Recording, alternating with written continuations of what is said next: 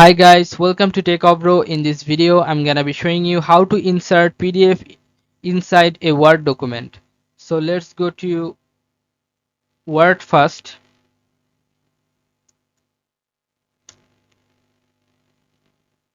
After opening Word, click on this blank document.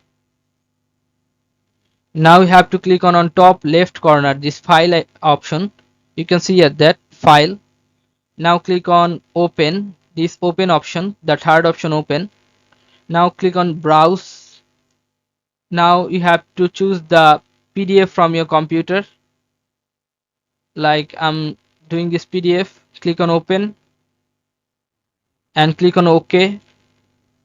Now you can see that the PDF has been opened as a Word document.